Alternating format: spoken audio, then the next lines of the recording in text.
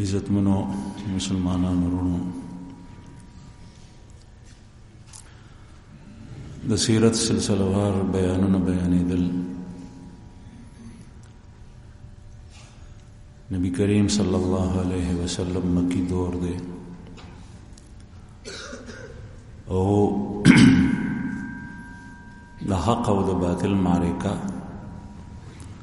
دا د ابتدا نه را روانه ده چې کله نه الله جل جلاله انسان په دې دنیا کې پیدا کړی دی نو حق هم شته او د حق په مقابله کې باطل هم شته. او چې څنګه موسی علیه السلام د الله پیغمبر دی نو دغسې د موسی علیه السلام په مقابله کې د الله دشمن فرعون هم شته. چې څنګه محمد رسول الله صلی الله علیه وسلم خاتم النبیین سید الرسل افضل البشر دی نو دغسې د نبی کریم صلی الله علیه وسلم په زمانه کې د فرعون موسی نه سخترین کافر ابو جهل هم شته. د کافرو دشمنی د اسلام سره د مسلمانانو سره د محمد رسول الله صلی الله علیه وسلم سره داوا او دا دنیا یو میدان دی. نبی کریم صلی الله علیه وسلم په زمانه کې کافر په مختلفو قسمونو کې یو هغه چې هغوی د اسلام سره سخته مقابله و سخت دشمنان او یو هغه کافرو چې په کفر او شرک باندې وو خو خپل ځان سره او خپل عقیدې سره او خپل نظریې سره کار داسې کسانو ته الله جل شانه د ایمان توفیق ورکوي. او بیا په دې کافرو کې چې کوم دشمنانو دې کې بیا مختلف جماعتونه چا به د اسلام خلاف منصوبې کولې مشران او سرداران چا به هغه منصوبې هغه مشورې عملي کولې چا به د رسول الله صلی الله علیه وسلم سره استهزاء او تمسخر او مسخرې او ټټوبې کولې او دین اسلام پورې دغه دشمنانو تذکره او خصوصا په دې کې چې کوم سردارانو د هغوی بیان تاسو ته په تېرو جمعو کې شروع شوی او بیانېدو. سر فهرست په دې کې د ابو جهل تذکره شوې ده، د ابو لهب تذکره شوې ده، د هغه د اسلام او د پیغمبر اسلام سره دشمنیانې او بیا امیه ابن خلف تذکره شوې ده. ابی ابن خلف دا د امیه ابن خلف رورو او دا هم د مکې په سردارانو کې دی په مشرکینو کې. ده به هم د خپل رور په نقش قدم باندې په پل باندې روانو او چې کوم قسم دشمنی کې کوم حرکت کولی شو هغه به کولو که هغه به ټټوبې او مسخرې وې په دین پورې یا به هغه به اعتراضات او جوابات یا به چاته ایذا اذیت او ضرر رسولو. نو دا ابی ابن خلف هم په هغې کې پیش د ټولو نه وړاندې. یو ځل رسول الله صلی الله علیه وسلم ته مخې ته رالو او یو ډوکی راواغشتو چې هغه ډوکی د ډیر زوړوالي د وجې نه روست شوی هغه روس ډوکی راواغشتو په دې لاس کې داسې چوري کو او داسې بیا په هوا کې داسې د هغې هغه ذرې والوزولې پوکې ورکو. نو بیا وی نبی کریم صلی الله علیه وسلم ته چې ته وې د قبر نه به خلک ژوندي کېږي نو دا به هم بیا خدای ژوندی کوي، دا به څنګه ژوندی کېږي؟ بیا قرآن کریم کې الله جل جلاله آیات نازل کړ چې هغه د راتلونکي دنیا ټول نسل لپاره دي، خو د دې کافر په دې موقع په جواب کې نازل کړ وضرب لنا مثلا ونسي خلقه قال من يحيي العظام وهي رميم. سورة یاسین آخری آیات اللہ جل جلالہ فرمائیں وضرب لنا مثلا ونسي خلقه قال من يحيي العظام وهي رميم قل يحييها الذي أنشأها أول مرة وهو بكل خلق عليم الذي جعل لكم من الشجر الأخضر نارا فإذا أنتم منه توقدون وضرب لنا مثلا ونسي خلقه. ده زمون ببارک مثالونه بیانې. دا کافر الله جل جلاله فرمایي په خپل کلام کې دا کافر زمون د بار مثالونه بیانې. ونسي خلقه او د خپل پیدائش هیر شو. د دنیا ته څنګه راغلو؟ دا خو ډوکې شته او دا غي ذرات شته. د چې کله نو د نس نمونګه او د عدم نمونګه وجود تراوستو نو د خپل ځان هیر کوم د څنګه راغلی دی. ونسي خلقه قال من يحيي العظام وهي رميم. دی وی من يحيي العظام چې دا ډوکې وسنګ ژوندۍ کوي، څوک به ژوندۍ کوي. وهي رميم حالانکه دا ډوکې ټول زاړه شوي دي. قل يحييها الذي انشأها اول مره. تو وایه چې دا به هغه ذات ژوندۍ کوي چې چا ډومبي ځل باندې پیدا کړي. ابتدا نه چې چا پیدا کړو نو دغه وجود نو د سره خاور هم نو واډو کې نو هیڅ شي نو پوسټ نو. او بیا الله جل جلاله پیدا کو وهو بكل خلق عليم. او هغه په هر مخلوق باندې پوي دی. هر یو شی زغه پیدا کول شي بغیر ماده نه پیدا کول شي. الذي جعل لكم من الشجر الاخضر نارا.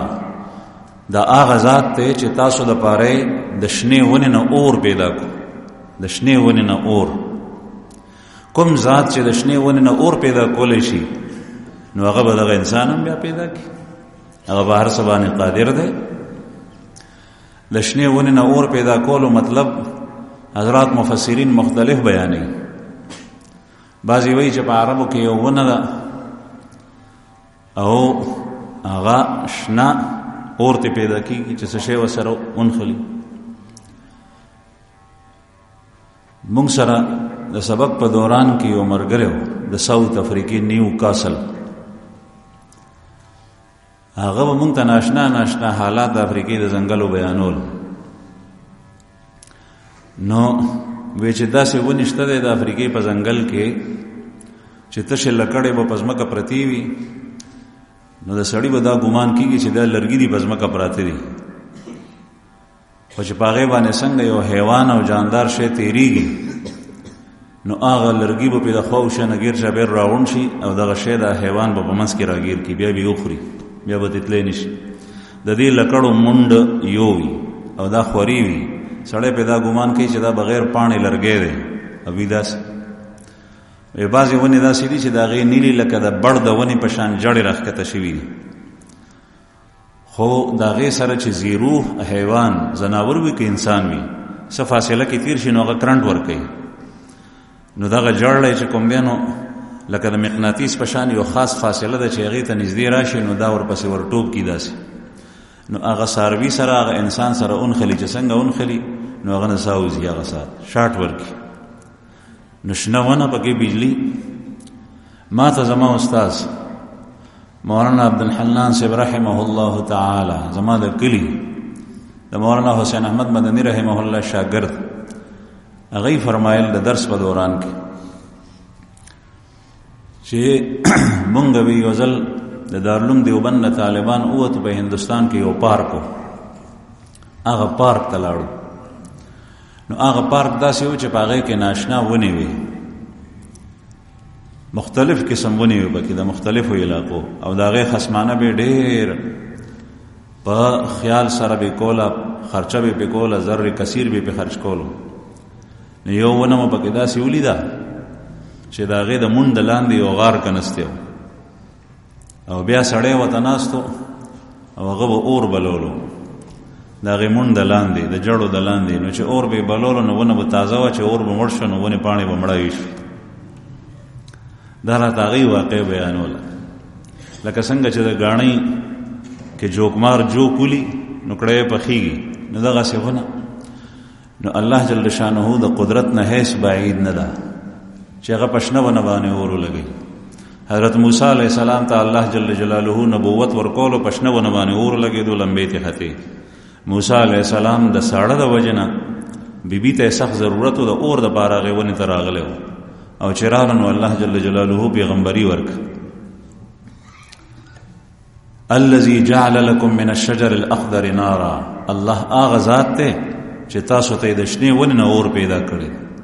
ایو معنی دام د چې ونه شنې خو بیا الله جل شانو په قدرت سره اوچ شي هر یو ونه بیا ته بلې. نو د دې ابی ابن خلف په باره کې الله جل شانه دا آیات نازل کړي. دا اعتراضات نن سبا هم کېږي په اسلام باندې، اډو کې راغستل او هغه دا بسنګ دا دې په خپل ځان باندې قیاس کوي، په خپل ځان قیاس کوي. دا الله جل شانه قدرت، داغه عظمت، داغه لویی، داغه طاقت، داغه اندازه دی فقیر او دی مسکین ته نشته دی، نو دی په خپل ځان قیاس کوي چې دا به څنګه ژوند کېږي. نو دا خو الله جل جلاله کوي. نن سبا مسلمان کله کله په دین اسلام باندې اعتراضات او سوالات شروع کی، ادی وی مسلمان سړی حیران شي چې تا خدای منلې دی ته دا هغه هر یو خبره منې، نو بیا ستا په ذهن کې اعتراض څنګه راځي؟ دغه ابی ابن خلف په احد کې د قتل شو، مړ شو، او د داسې مړ شو چې رسول الله صلی الله علیه وسلم د احد معرکه ډېره سخته وه، په هغې کې اویا کسه مسلمانان هم شهیدان شوي، او هغه جنگ بې ترتیبه شو. په آخر کې د دې طرف نم کافر رالل، دې طرف نم کافر رالل. د مسلمانانو د یو خطا د وجې نه رسول الله صلی الله علیه وسلم په منځ کې راګیر شو، صحابو ته ګیر چاپېر حصار واچولو. نو دا ابی ابن خلف د لرې نه په اس باندې را خلاص ووی چې زم ختم کم. نبی کریم صلی الله علیه وسلم یادولو. پیغمبر علیه الصلاۃ والسلام ته صحابه وی چې یا رسول الله ټیټ شي، ابی ابن خلف را روان دی په غلطه اراده. نبی کریم صلی الله علیه وسلم وته فرمایل ماته یو شل را کوي. شل ته مونږ شل وایو، په عربی کې وته رمح وی، رماح او رمح، لوی لرګی وي او نیغه سوکی وي، خلک به ماران مړ کوي. په جنگ کې به دا استعمالېده، دا د هغه زمانې وسله وه. وی ماته یو شل را کوي. دا ابی ابن خلف را روانو، وی چې پرېږدئ تاسو ورته څه مه وایي. زمونږ خوږ پیغمبر صلی الله علیه وسلم بهادر ډېر زیات، زړور ډېر زیات. بهادری او شجاعت دا د مسلمان صفت دی، بزدلی دا د مسلمان سره نه ښایي. نبی کریم صلی الله علیه وسلم به دعا غوسته، اللهم انی اعوذ بک من الجبن، اے اللہ میں بزدلی سے پناہ مانگتا ہوں، یا اللہ زه د بزدلی نه پناه غواړم. یو ځل په مدینه منوره کې د شپې یو آواز شو، داسې خوفناک آواز و، داسې خوفناک چې د دې نه مخکې وروسته چا نه اورېدلی دا آواز، او دومره خوفناک و چې د مدینې بهادر خلک صحابه هغوی په کورونو کې دننه و بهر نه راوتل. وایي چې دا څه شی دی؟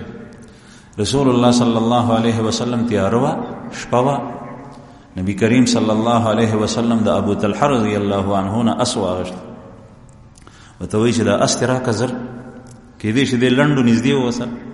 هغه ورته وایي چې یا رسول الله اس خو راسره شته دی، خو اس مې کجی دی، مزل نشي کولی تیز. ورته یې وفرمایل ته یې راکړه زر. نو دغه وخت کې په باندې زین اچولو ته هم سم نشو، او په شاتوره باندې په اس د پاسه نبی کریم صلی الله علیه وسلم سور شو، او د ټولې مدینې منورې نه داسې یوازې وګرځېدو غیر چاپېر. او رالو ورته یې وفرمایل خلکو ته لن تراو لن تراو، یریږئ مه یریږئ مه، څه شی نشته. او بیا ابو طلحه ته وایي چې تا خو وایي چې کجی دی تلی نشي، انا وجدناه بحرا، ستا د اس خو مونږ وکتو سم سمندر دی. دا معجزه وه د رسول الله صلی الله علیه وسلم چې اسې رفتار نشو کولی، چې څنګه په هغې سواره شول نو تیز شو. نو بهادر و ډېر زیات. نبی کریم صلی الله علیه وسلم وفرمایل چې دا ابی ابن خلف پرېږدئ، مخه ورته پرېږدئ چې دی څه کوي. چې څنګه را نږدې شو نو شل یې ورته داسې کړو، نو په دې سټ باندې ولګېدو، په شل هغه سوکه معمولي غونې ورسره ولګېد. چې څنګه وجنګېده ابی ابن خلف سره سوکه د شل نو چغې کړي لکه د اوښ په شان بړېدو. وی قتل یې کړم، ویې وجلم ویې وجلم. نو کافر ورته وایي چې مړه کېږي خو ډېر خلک په جنګ کې، او چې څنګه مسلمانانو همداسې کافر هم جنګېدل، نو د جنګ سره د هغوی واسطه وه. نو وی چې ډېر خلک جنګېږي، لیکن ستا غونې چغه خو چا نه دي ویلې، دا ته داسې چغې وایې. ورته وایي چې ما ته نبی کریم صلی الله علیه وسلم نوم یې واغېسته چې محمد داسې ګزار را کړی دی چې د هغې درد او تکلیف په ما باندې دی، ما ته معلوم دی. نو په لاره مکې ته روانو، په لاره به بړلېدو، د مکې په لار 8 ورځې مزل دی. نو لاره کې یو ځای ته چې ورسېدو نو هلته کې مړ شو د هغې زخم د وجه. ابی ابن خلف په دې شکل باندې مردار شو. دا د رسول الله صلی الله علیه وسلم سخت دشمن. بل کافر عقبه ابن ابي معيط، دا هم په دغه غټو کسانو کې چې براه راست به نبی کریم صلی الله علیه وسلم تنګولو. عقبه ابن ابي معيط یو ځل په ابتدا کې نبی کریم صلی الله علیه وسلم څخه رالو او ورته ویل چې ما ته د خپل کلام واورو ته څه. نو پیغمبر علیه الصلاۃ والسلام په باندې قرآن پاک شروع کو تلاوت آیات کولو دی ناست. نو دی متاثر شو چې رالو واپس نو دی ابی ابن خلف سره چې چا تذکره شو تاسو ته اوس د سره دوستی و. هغه ته چې پته ولګېده چې دی نبی کریم صلی الله علیه وسلم څخه تللی دی، نو ورته وایي تا سره زما ورورولي ختمه ده چې تر څو پورې ته تللی نه او دې سړي ته دې په مخ باندې توږلي نه. دا ابی ابن ابي معيط لاړو نبی کریم صلی الله علیه وسلم ته په مخ مبارک باندې وتوکل. دا هغه بد قسمت انسان دی. بیا د هغې نه پس د ده نه چې کوم یو کار کېدو نو سم کار ته نه دی شوی. یو ځل رسول الله صلی الله علیه وسلم ته په مرۍ کې څادر واچولو راښکلو او هغه څادر نښې پرې جوړې شوي. یو ځل ابو جهل اعلان وکړو چې څوک شته دی په فلانکۍ محله کې اوښ حلال شوی دی چې د هغې لرې راړي او د دې سړي په ملای کېږدي چې کله دی سجدې ته لاړ شي. ابو جهل ووایي، بخاري شریف کې حدیث دی، عقبه ابن ابي معيط وایي چې دا کار به زه کوم. بعضې سړی په ښه کار کې توره وکړي او بعضې بدبخت او شقي القلب په بد کار کې توره وکړي، هغه انتهایی ذلت وي، رسوایي وي. په قرآن کریم کې د فرعون تذکره شته او په قرآن کې د انبیاء کرامو ذکر او د محمد رسول الله صلی الله علیه وسلم تذکره شته. خو صرف ذکر دا باعث د فضیلت نه دی چې ښه طریقې سره د چا تعریف وشي او ذکر وشي، دا باعث د فضیلت دی. چې په بده توګه سوګیات شي نو دا د همیشه ذلت او رسوایي ده. دغه عقبه ابن ابي معيط دی لاړو هغه لرې راړو او رسول الله صلی الله علیه وسلم خانه کعبه سره په مز ولاړو ځان ته چې څنګه سجدې ته لاړ نو دی شقي القلب باندې غلره په وګو وته کې او هغه ښاو هغه کې د دنیا غندونه هغه په سره جمع کړو. نبی کریم صلی الله علیه وسلم نه دغه غن لور بیبی حضرت فاطمه رضی الله عنها هغه بچي وجینی و هغه رااله هغه ته نراخ کړ. به بد دعا وکړه نبی کریم صلی الله علیه وسلم دی کافر ته. دا عقبه ابن ابي معيط د په بدر کې په قیدیانو کې چې د بدر کې ابو جهل مړ شو، امیه ابن خلف مړ شو، دا ټول مړ شول. نو دا عقبه ابن ابي معيط په قیدیانو کې د په لار کې نبی کریم صلی الله علیه وسلم چونکه وکتل چې د استهزاء او تمسخر په اسلام پورې پیغمبر اسلام پورې ډېر کړی و، نبی کریم صلی الله علیه وسلم امر وکړ چې ختم کړي، په لار کې قتل شو. او عجیبه ده چې الله جل شانه تقسیم دی. الله پاک د مړي نه ژوندې پیدا کوي، د ژوندې نه مړي پیدا کوي. د دې عقبه ابن ابي معيط لور ام کلثوم رضی الله عنها دا صحابیه ده، دا صحابیه ده او د دې د اسلام راړو ناشنا واقعه ده. په شپږمه هجری کې چې کله صلح حدیبیه وشوه نو دا د مکه مکرمه نه روانه شوه مدینه منورې ته. نبی کریم صلی الله علیه وسلم ته ځان رسول معاهده دا شوی وه چې زمون کوم کس تاسو څخه راشي تاسو به واپس کوئ او چې تاسو کس مونږ څخه راشي کافر وي نو مونږ به تاسو ته نه واپس کوو. صحابو باندې دا معاهده او دا روغه او دا مصالحه ډیر غټ بوجو عجیبه ده. دا ټول سراسر ذلت ته رسوایی ده چې مونږ سړی به دی نه واپس کوي او د دې سړی چې مونږ څخه راشي مونږ یې واپس کوو. بهر حال دا تفصیلی واقعه د حدیبیه نو پاره کې زنانه راغلي وي. نبی کریم صلی الله علیه وسلم زنانه واپس نه کی. بعض حضرات وی یو وجه داوا چې پاغه روغه کې او پاغه کاغذ کې د زنانه وضاحت نو د سړو صرف. او دویم وجه دا چې الله جل شانه آیات د قران پاک نه نازل کړي. یا ایها النبی اذا جاءك المؤمنات يبايعنك على الا يشركن بالله شيئا. نو دین بیعت واخله چې کله دا زنانه راشي، او بل لا چې کله د کافرو زنانه راشي نو د دې امتحان واخله. فامتحنوهن، امتحان به تیغشتو چې ستاسو مقصد دی.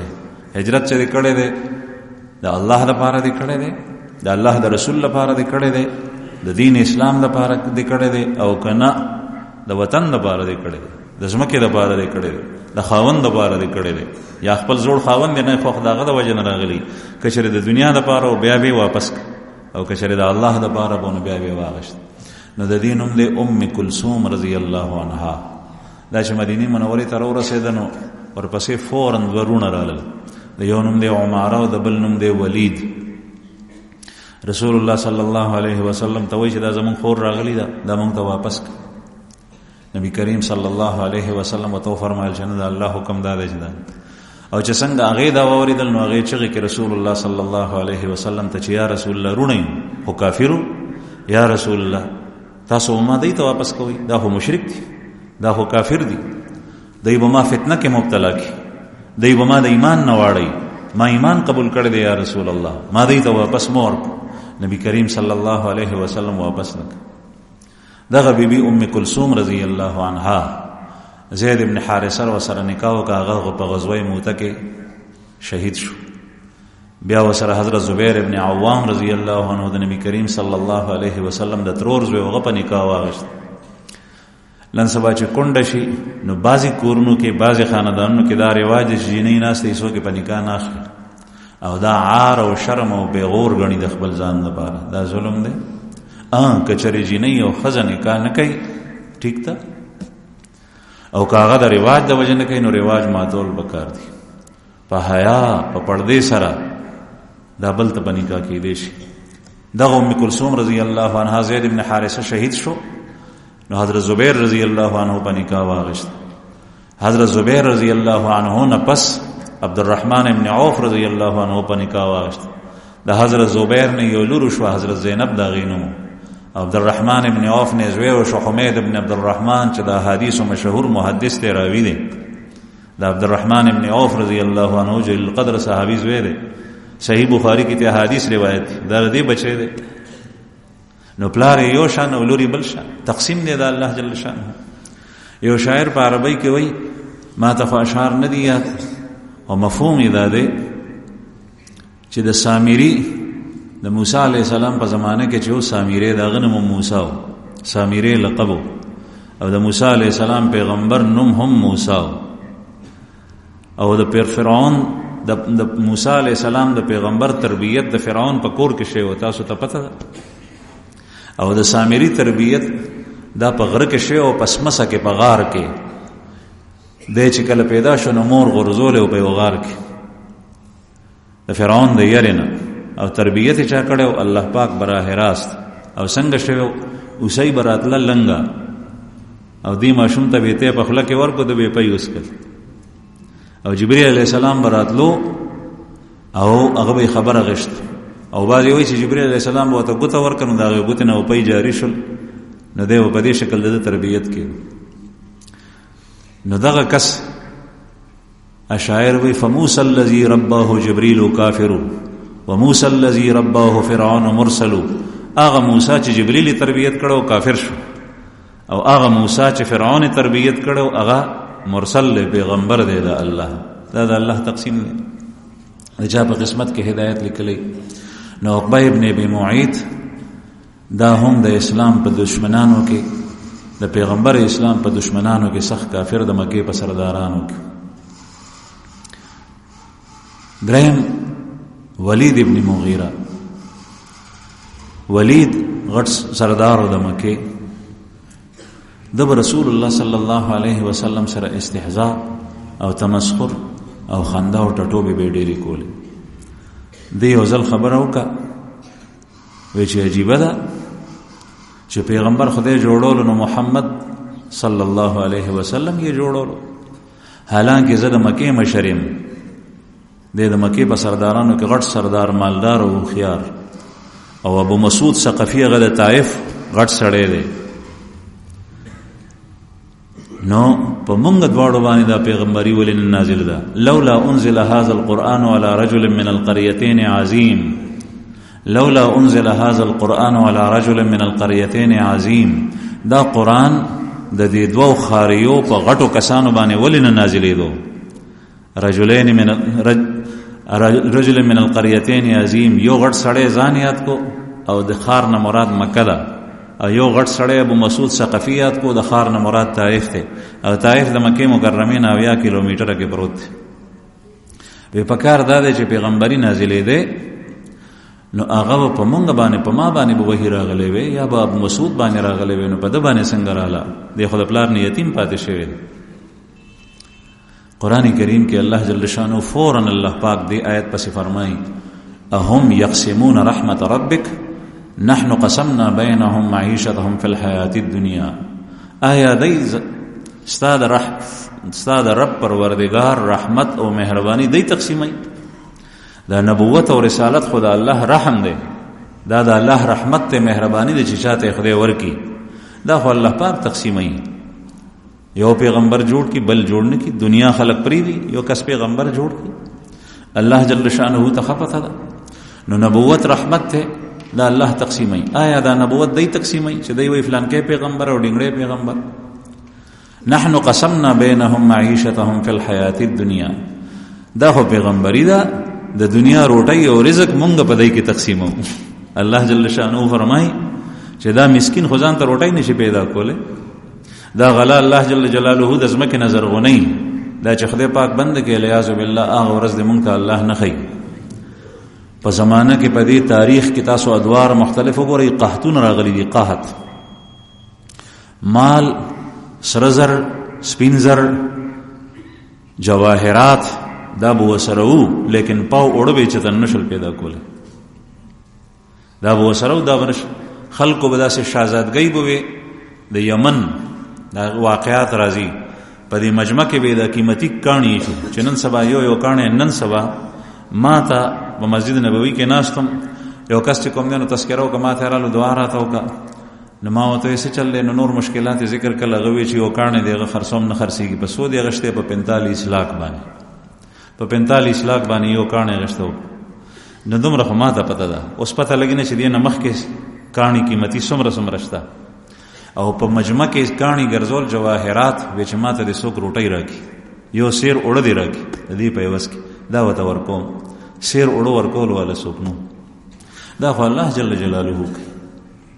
په دې علاقې کې دا غنم کرل کېږي، د دې علاقې د خلک بناسي زمونږ رونه، زه په دې باندې خپکهږم چې دلته کې غنم وکړي فصل نو به د میخ والا په فارم باندې خرڅ کې غي ویریږي. دا د الله جل شانه عظیم نعمت ده. میخه خو په شوتل باندې گزاره کولې شي، په ګوتاو باندې گزاره کولې شي، په ګډ کوتره باندې گزاره کولې شي. غنم د الله جل شانه یو داسې نعمت ده چې د دنیا هر یو کس ته د دې ضرورت ده چې ته د غنم فصل په وګي باندې راشي تا خرڅ کړي. نو دا خو د انسان د پاره پرې خپل پکار دي. به هر حال عرض می دا کولو چې الله جل شانه فرمایي نحن قسمنا بینهم معیشتهم فی الحیات الدنیا، ہم دنیا کا رزق اور دنیا کی روزی ان کے درمیان ہم تقسیم کرتے ہیں. دا همونگا تقسیمو. نو نبوت اور رسالت دی تقسیم ہے. نبوت اور رسالت زما عزتمند آغا پا مال نرازی، آغا پا منصب نرازی، آغا پا بادشاہی و حکومت نرازی، آغا پا سرداری و ریاست نرازی، آغا دا اللہ جل جلالہ پا انتخاب رازی چې دا الله چاته خوښه شي هغه ته ورکړي. خو دومره ده چې چاته الله جل شانو نبوت ورکړی هغه په خپله زمانه کې انتهایی متورع، تقوادار او انتهایی صادق سړی وي. د هغه په صلاحیتونو صفاتو کې مخکې څوک نی. زمونږ محمد رسول الله صلی الله علیه وسلم باندې بیا د اخلاق خو اخلاق ختم شوي داسې وي، لیکن کیږي د خدای په انتخاب سره. الله جل شانه د چا مال ته نه ګوري، د چا بادشاہي ته نه ګوري، د چا وزارت ته نه ګوري، د چا صدارت ته نه ګوري. قرآن کریم کې واقعه ده چې یو ځل دغه ابو جهل، دغه ولید، دغه امیہ، دا مختلف سرداران جمع شو، رسول الله صلی الله علیه وسلم ترالل او رال وتوی چې مونږ ته د خپل کلام لغونه وارو مونږ په سوچ کوو. نبی کریم صلی الله علیه وسلم ډیر خوشحال شو چې دا خلک په دې باندې سوچو کې. د دې مطلب دا دی کچره زړه ته قرآن پاک پرې وته مسلمانان بشي، او چې دای مسلمانان شول نو هر یو کس پسې شاته غټ قوم دی، دا خلک به ټول مسلمانان شي. نو محمد رسول الله صلی الله علیه وسلم خدا غوستل، نو هغه ته کامل متوجه شو چې دای سوي سوالات دغه جوابات پدې کې ناسا پدې گفتگو کې او دې خبرو اترو په منځ کې یو نابینا صحابي دی وړون غرالو عبد الله ابن ام مکتوم رضی الله عنه، پستر ګړون دی، مؤذن دی، فقیر صحابي دی. دیرالو چې دیرالو نبی کریم صلی الله علیه وسلم نو ولاړ دی، په ولاړ ته پوس کوي چې سړی وړون وي هغه ته پته ني. رسول الله صلی الله علیه وسلم دا غي د خبرو په منځ کې چې تاسو کو نو پیغمبر علیه الصلاۃ والسلام په دې خفه شو چې دی عبد الله ابن ام مکتوم چې دا تاسو بل وخت کړي نو خبره ځکه چې دغه وخت کې ما سره دا سرداران راغلي ناس دي او دوی ته خبره کوم کې دي چې دوی مسلمانان شي. نو نبی کریم صلی الله علیه وسلم داغه په سوال باندې په تپوس باندې بد وګڼل.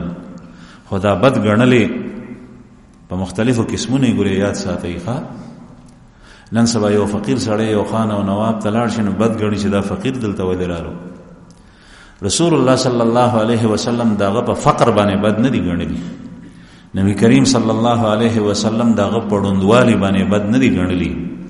نبی کریم صلی الله علیه وسلم په دې بد نه دی ګڼلی چې داغه حیثیت په معاشره کې نو. رسول الله صلی الله علیه وسلم چې بد وګڼل په دې چې دا سرداران مسلمانان شنو ډیر خلک به اسلام قبول کړي، په دې باندې بد وګڼل. مخبل په لواړلو نبی کریم صلی الله علیه وسلم او په دې کې هغه ته جواب ورنکو نو الله جل شانه آیات نازل کړ. سوره عبس پاغه کې نبی کریم صلی الله علیه وسلم ته زورنه وکړه الله پاک. عبس وتولى ان جاءه الاعمى وما يدريك لعله يزكى او يذكر فتنفعه الذكرى. عبس خټول د غایب صيغه د خطاب نه دی اول په ابتدا کې. عبس وتولى، عبس تندې تریو کو، وتولى اعراض یو کو، مخ یو ګرځول. ان جاءه الاعمى زکه چې وړوند سخراب. وما يدريك لعله يزكى، سپته ده تا ته وړوند چې کوم دینو د سوالو کې د سره غ پاک شي، زړې پاک شي، تزکیه دا غوش دغه یو سړی چې د پاک شي داتا د لپاره قیمتي دی، د غټ سرداران لري.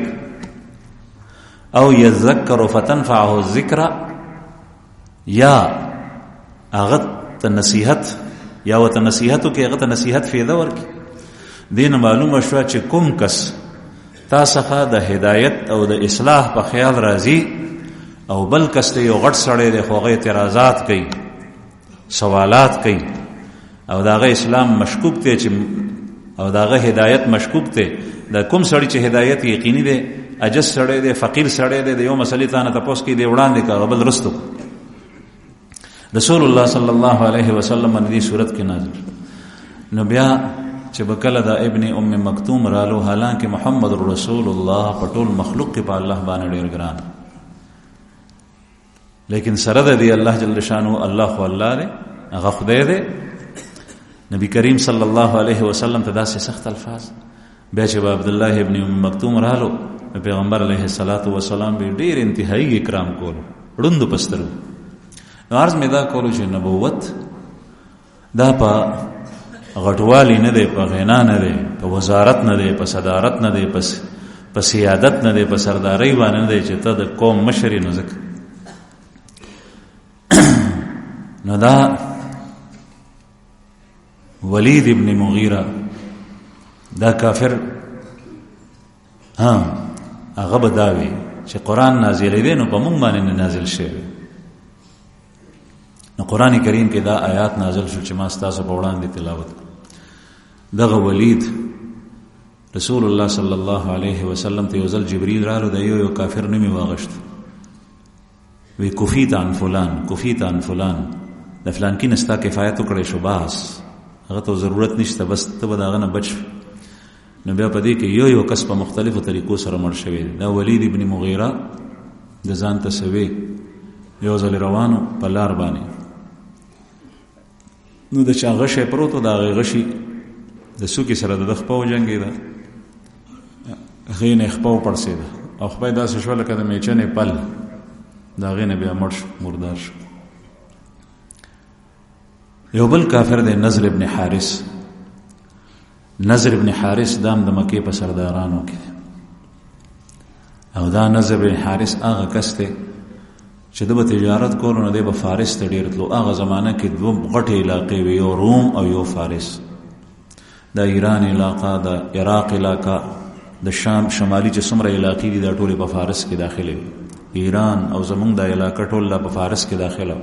د دې نه بیا چې اخوا شوې نو بیا هندو، دا پخوانی علاقې دي د نبی کریم صلی الله علیه وسلم په وخت کې و د هغې نه مخکې وي. نو دی به فارس ته تلو او هلته نه به تجارتي مال به وړو راړو. نبی کریم صلی الله علیه وسلم کلام یې واورېدو او خپل قوم ته کافرو ته رالو، او دغه نضر ابن حارث ورته وایي چې تاسو وایي چې دا کاهن دی، زه کهانت پیژنم، کاهن نه دی.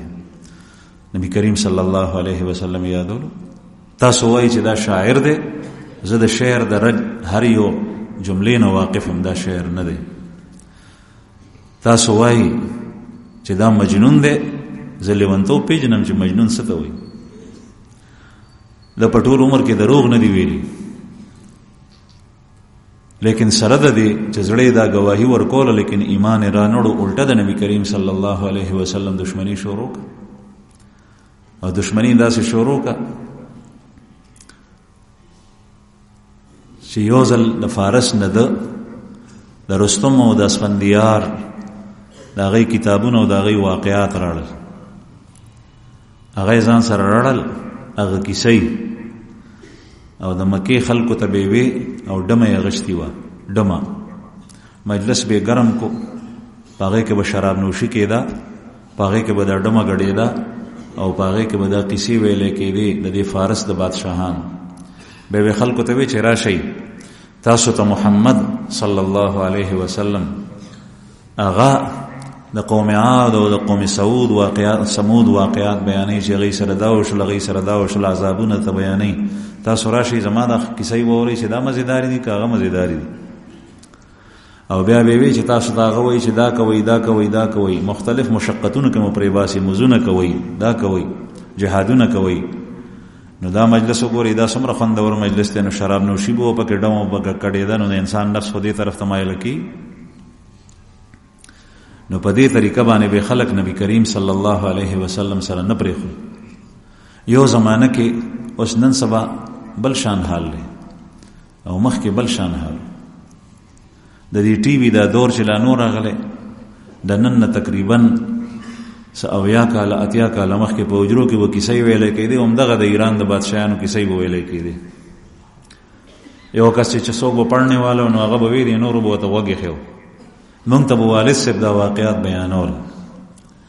هغه زمانه کې ریډیو نو او ریډیو بیا خال پیدا شو، دا ټي وي دا سیزونه نو دا کیسې به خلکو اورېدې. همدغه د ایران د بادشاهانو خبرې به وې پکې، په هغې به وخت ضایع کېدو، هغې به ورته خوند ورکول.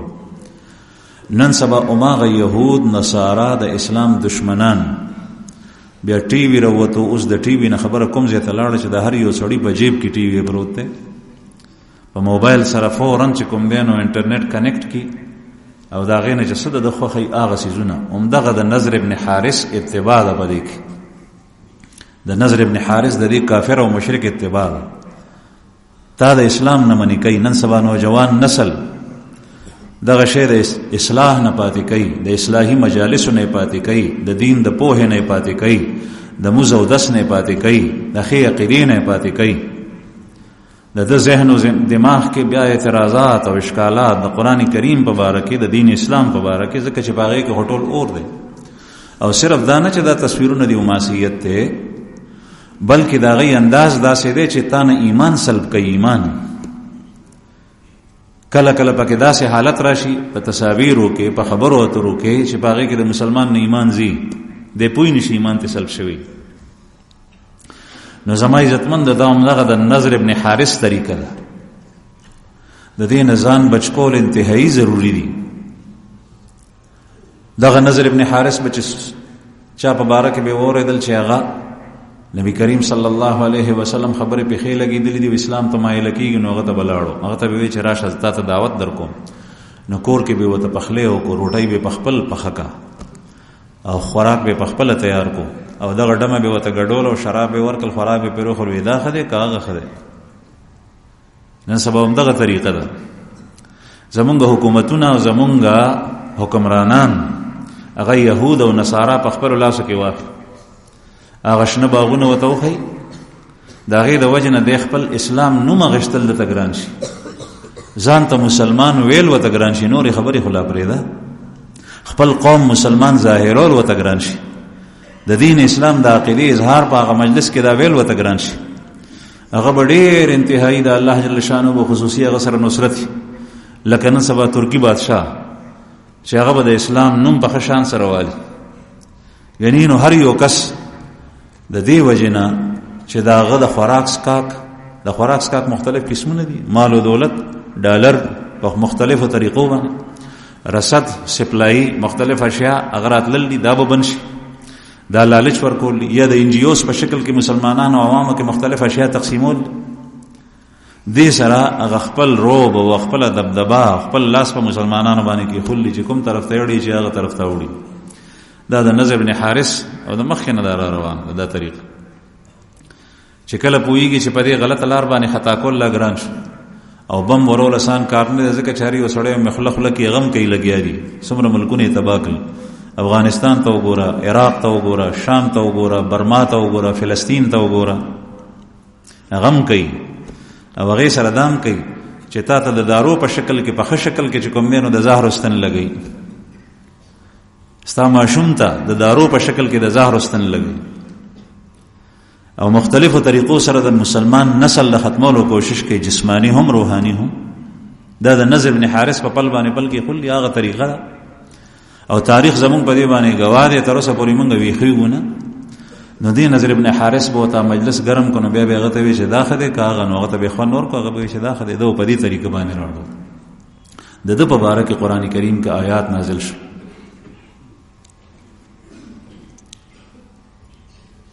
څنګه دې يتخذ لهو الحديث ليضل عن سبيل الله ومن الناس من يشتري لهو الحديث ليضل عن سبيل الله فبشره بعذاب أليم. ومن الناس من يشتري لهو الحديث، بعض لوگوں میں ایسے ہیں جو کھیل کی باتوں کو خریدتے ہیں. بعض خلق دا سیری چی آغا دا لوب خبر داخلی لہو الحدیث آغا خبری چی آغا تا لہو کے مبتلا کی. حضرات مفسرین وی چی پدے کے ہر قسم گیم چی تا دا ایمان نا، دا آخرت نا، دا اللہ دا یاد نا، دا بندگی نا، دا مزن پاتکی دا ټول بکی داخل لی. کاغا سندری دی، کاغا ٹنگ ٹکور دے موسیقی دا، کاغا یو لوب دا، کاغا شطرنج دے، کاغا ریو شیچ دے، آغا سیزون ټول حرام دی چتا دا اللہ جل شانہو دا یاد نپاتی کئی.